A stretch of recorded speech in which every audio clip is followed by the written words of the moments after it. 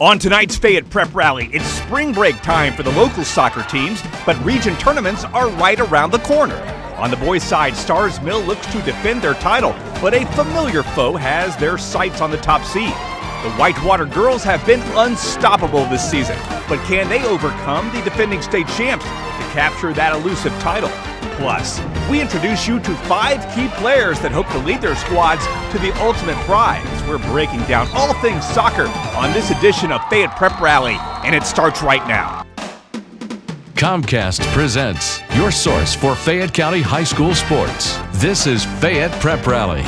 Hello and welcome to another edition of Fayette Prep Rally, your weekly high school sports program featuring the very best Fayette County high school action. I'm Wade Smith, joined by Nathan Shutter year-round on Comcast Channel 25. Catch us here weeknights at 6, 8, and 10 p.m.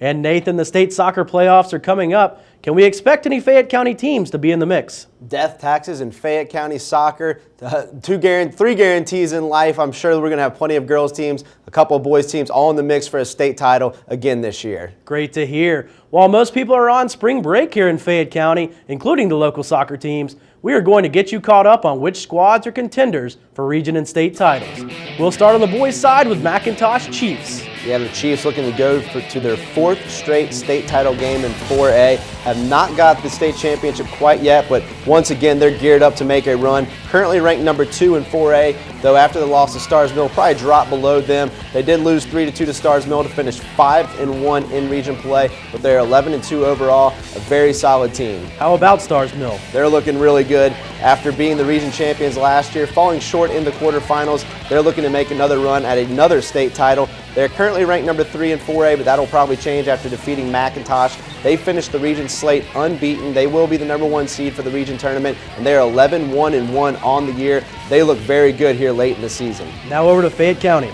Yeah, a team that made the playoffs last year and looking to make a lot of strides around the county. It's not easy when you have teams like McIntosh and Stars Mill in your region, but they are doing a good job. They are currently in 4th place in Region 3, hoping to make the state playoffs yet again. I know they fell a little bit in the first round last year to Houston County. Hoping to make up for that again this year. Hopefully they can get it done. Sandy Creek is looking strong. Yeah, they're looking really good, especially in region play at 4-1 and 8-2 overall. Very solid right so far this season. They were a number 2 seed last year and were upset in the first round on PKs. They're looking to get back in the mix, get another home game for that first round of the playoffs, and hopefully advance to the second round and make a little noise in AAA. And tell us about Whitewater. Yeah, they're kind of struggling a little bit so far. 4-6 overall, 2-3 in the region. They did not make the state playoffs last year. They're currently 4th in the region right now, tied with Fayette County, so something's going to shake out there. Only 6 seniors on the roster, but a lot of freshmen and sophomores in the mix. So if they don't make the playoffs this year, it'll be a good learning experience for that whole team this year, maybe make a run next year. Let's look back at Stars Mill. Is this the best boys team in Fayette County? Well, for 75 minutes of their game against McIntosh last week, I thought this is definitely the best team in Fayette County. Then McIntosh, those last 5 minutes really stepped in and made it a close game. So I think they're kind of neck and neck right there with one another. They're both very good teams. Right now, I'd give the edge to Stars Mill because they did get the win, and they are looking very solid right now. But don't be at all surprised if those 2 teams meet once, if not 2 more times, maybe a region championship and state championship situation. Look out for Stars Mill. We have the boys' side covered. So now let's turn our attention to the girls, and we begin with the McIntosh Lady Chiefs. The defending Class 4A champions looking good so far this season. Currently ranked number 2 in 4A and number 2 in the region. Their only loss on the year is to Whitewater, who's number 1 right now in the state and the region. Of course, Whitewater knocked them off last year in the regular season, and McIntosh ended up winning the state title over the Lady Wildcats. This is a very strong class, a very good team. Look for them to make a run at a repeat. Tell us more about Whitewater. They're looking really good. They do look like state title contenders. Of course, lost that heartbreaker to McIntosh in PKs in the state title game last year. Their 3rd straight loss in the state championship game. This year, 7-0-1 overall, 5-0 in the region. They are ranked number 1 in Quad A. Just a very solid effort so far from the Lady Wildcats. Now over to the Stars Mill ladies. They're a little down overall this year at 3-8-1, 3-2 in the region. They've lost to Whitewater and McIntosh. They're still a playoff team in my eyes, though.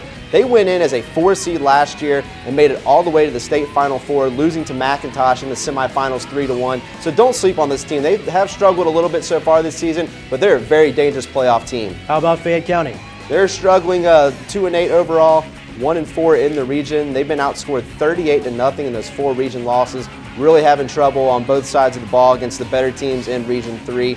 They finished the season on a 3-game winning streak last year, so hopefully they can kind of put things together, finish strong this year, and kind of keep building towards the future. And last but not least, Sandy Creek. Yeah, a little bit down after such a great year last year, going 10-4-1, 6-2 in the region, getting a number 3 seed, and this year just 2-6 overall, 1-3 in the region. They're currently in 6th place with 2 games left to play. Let's hope they can maybe rally, put something together, and sneak in the playoffs, but definitely a little bit of disappointment there over at Sandy Creek, after such a great year last year. You mentioned Whitewater being the strength. Is this the year they finally break through and win the state title? They're such a good team, but they've been a great team the past 4 years. Even when they lost in the state championship game 3 straight years, they were still a great team. The ball just didn't happen to bounce their way in that final game. So I like them as a state title contender. They look great. They're playing great. They knocked off McIntosh. Of course, they did that last year during the regular season and then ended up losing to them 2 more times after that. So this team is very talented. They definitely have a chip on their shoulder, and they're playing like that so far this season. They get in the playoffs. I see them definitely making a run, and hopefully they can finally get that elusive state title. Let's see if they can find it. We've taken a look at the team, so now it's time to introduce you to some of the top players to keep your eye on as we approach the region playoffs. Starting with Peyton Gayton from Stars Mill. Yeah, Preston Gayton, a solid midfielder / forward, an offensive threat anytime he's on the field. He's ranked top 20 player in the South Atlantic region by Top Drawer Soccer. Also ranked in the top 100 in the entire nation. He is committed to Clemson, so he'll be competing in the ACC. A very important player for the Stars Mill offense. How about defender Weston Linden? Yeah, he's a defender, but he definitely jumps up in the fray, and he has the ability to score. He takes a lot of their free kicks and any kind of corner kicks as well. He's committed to High Point. He's a 3-star prospect, plays on one of the top club teams around, a 4-year varsity player, a very good all-around just player, and probably the best player on this team this year, trying to get them back to the state title. McIntosh's Gabby Seiler. Probably one of the best players in the entire state right here, only a junior. She's ranked in the top 20 in the entire nation. She's already committed to the University of Georgia. A great athlete. We got to see her during basketball season, but soccer is where she really shines. Just a great knack for scoring goals. Definitely stepped up her game during the playoff run last year, and I expect her to do the same again this year. Whitewater's Tegan Van Gunst. The big-time scorer for Whitewater. They're going to need her if they hope to make another run towards the state title game and grab that elusive state title. She's only a junior. She was a big-time player last year as a sophomore. She's only gotten better. Combined with her sister Annika at the defense, 2 very good players for Whitewater. A lot is expected of them, and a lot is going to be on her shoulders. And finally, midfielder Rebecca Bonilla. Another senior. She's committed to Valdosta State. She's not very big at 5'2", but is very quick and good with the ball. She can play the support role, set up her teammates to score, but also has the ability to score herself. She's also very experienced, played since her freshman year. She was also part of that 2010 championship team. Just an all-around good player, and they're going to rely on her if they hope to get into the playoffs and make any sort of run this year. These are 5 very good players, but it's just the tip of the iceberg here in Fayette County. It really is. I mean, the talent depth in Fayette County is unbelievable. With all sports, there's a lot of talent. With soccer, it's unreal. Credit goes to the top-notch club teams that are around the area, the high school coaches that are able to groom these players into college prospects. Just so much talent all over the county on both the boys and girls side of things. So it's great. And a lot of freshmen and sophomores making an impact at the varsity level. So the talent pool will not be drying up anytime soon. What else can you say about the development of these players? Most of the teams and players are getting some rest this week, but let's take a look ahead to see what awaits them when play resumes, and we begin with Fayette on the road at Sandy Creek. Yeah, both the boys and the girls, the Tigers at the Patriots, a little out-of-region game, but inter-county rivalry there. We'll test both for both boys' teams. Patriots looking to keep rolling. Tigers trying to get a little mojo back after a little bit of a slide. On the girls' side, both teams have been struggling, so one of these teams hopefully can get a win, maybe get a little motivation towards the end of the season. On the ladies' side, Whitewater at Parkview. Yeah, a nice traditional rivalry here between Whitewater and Parkview girls, a traditional power in the state of Georgia in 5A.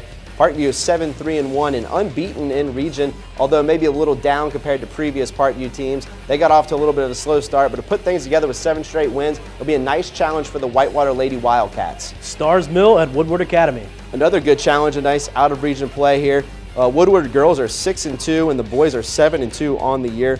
Woodward girls are ranked number 3 in AAA. The boys are number 6, so a very good test going on the road for Stars Mill. Won't count against them in region, but it'll get them prepared for that region tournament here in a couple of weeks and hopefully get them going in the right direction. Westminster at McIntosh. Yeah, another quality team in Westminster. 8-1-2 on the season. This is just the girls playing. Unbeaten in region play is Westminster, and also ranked number 3 in AA. Westminster and Whitewater tied 1-1 a couple of weeks ago, so you know that McIntosh is going to face a very quality squad here, and it should be a nice little test coming off the spring break. With all this time off for spring break, can we expect any letdowns? I think the coaches probably had that little bit of concern coming off spring break where the players have a little free time and maybe aren't doing everything you want them to do. When you haven't been on the field with your teammates and have been in that game type situation in a while, there could be a little rust, but the good news is all these teams are playing non-region games, so even if there is a little rust, you don't want to lose a game, but you can kind of get back in the flow of things and get heading in the right direction, heading into the region as well as state playoffs. We'll see if they can knock the rust off. All right, that'll do it for this week.